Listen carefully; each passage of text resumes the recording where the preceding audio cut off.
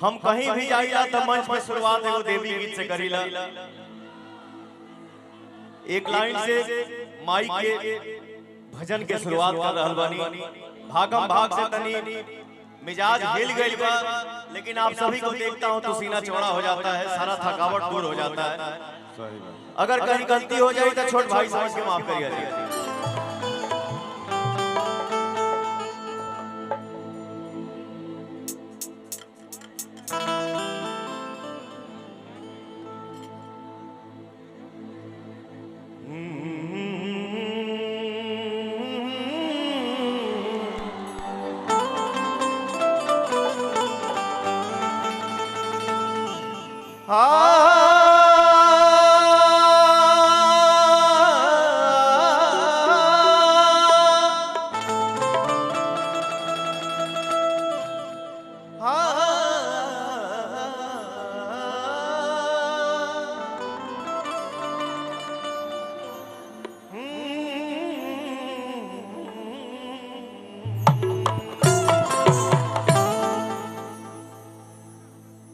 सरदा भवानी रखा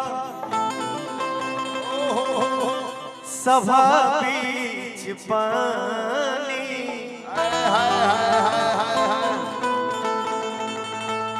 दोनों हाथ जोड़ी पड़ी पैया हो मैया।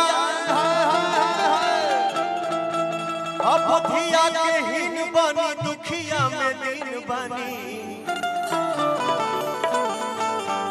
ना पूरा पढ़नी पढ़ैया हर गंगा जी नहाई बोए मैया, जलवा ले अंगना लिपाई बोए मैया,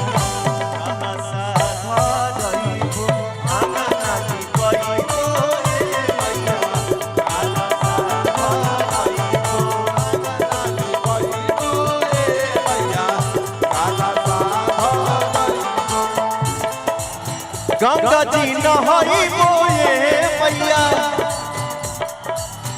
जलवा ले आइबो।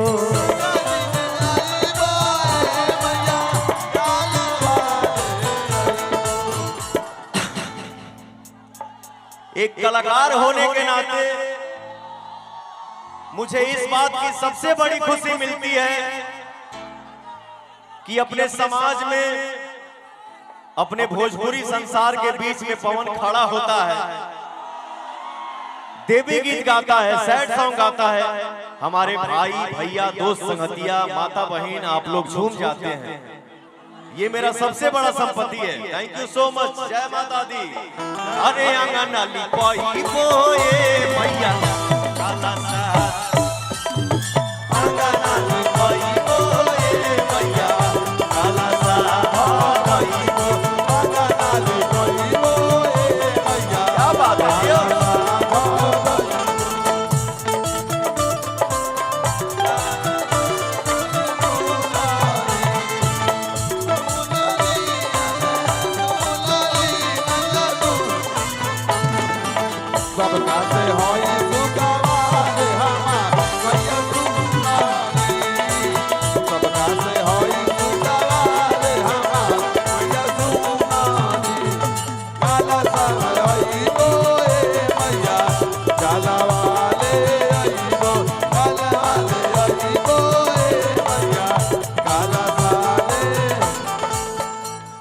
पवन जी को हम लोग को देखने दीजिए, आप लोग दोनों साइड से सट जा रहे हैं।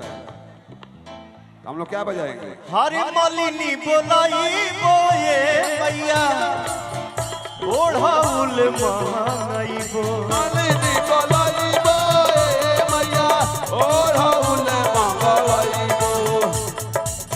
मालिनी बोलाई बोए मैया, ओढ़ाउल महंगाई बो। ओही ओढ़ाउलवा मैया, तोहा के लू भाई बो। ओही ओढ़ाउलवा मैया, तोहा के लू भाई बो। एक बार इस उत्सव में, इस महोत्सव में हमारी माताएं बहनें जितनी इकट्ठा हुई हैं, बैठी हैं, एक बार ताली बजा के बेटा के आशीर्वाद देता जा। जय हो। आंगना लिपाई बोए काला साधई को आंगना लिपाई बोए मैया काला साधई चमक चमाचम लोग बोले जयकारे तालियां बाजे चमक चमाचम लोग बोले जयकारे द्वारे आजा रे ढोल बजता रे तारे तारे आजा रे ढोल बजता आंगना लिपाई बोए मैया काला साधई को आंगना लिपाई बोए मैया काला साधई को। गाने की आखिरी लाइन में लव यू हरे अहिरू बोलाई बोए मैया आ दूधवा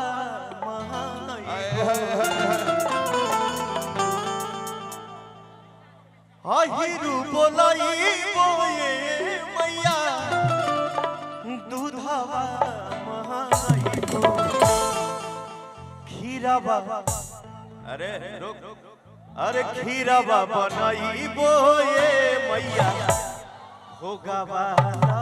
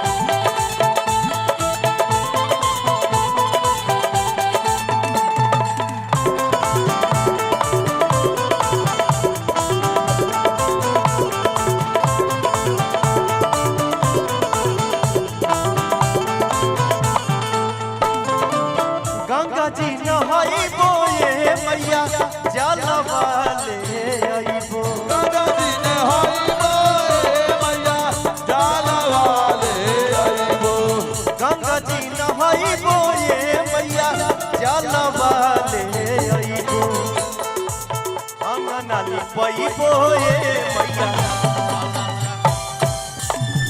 आंगना लिपाई बोए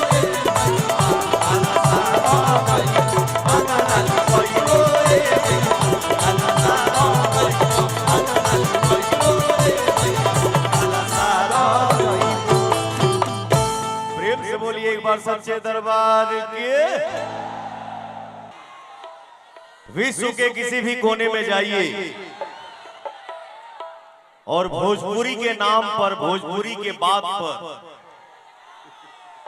भोजपुरी के सिनेमा पर, भोजपुरी के गाना पर हमारे भाई सब गरज देते हैं, भैया सीना गदगद रहता है।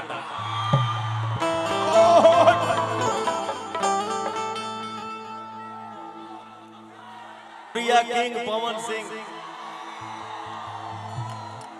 नहीं भैया, जो है सो आप हैं और मुझे कुछ नहीं आता।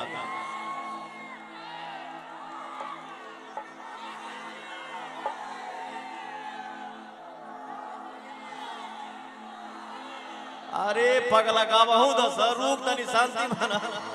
शांति शांति शांति।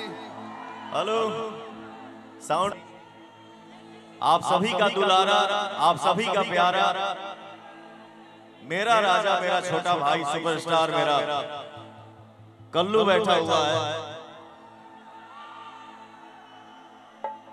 दुनिया के कोना कोना में नदी के बीच में नाई के हिला दस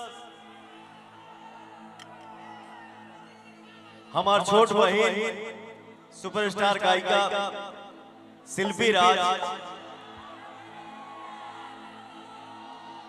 और मेरा छोटा भाई राजकुमार सुपरस्टार विजय चौहान। तो हम वाह वाह रे उमंग वाह रे जोश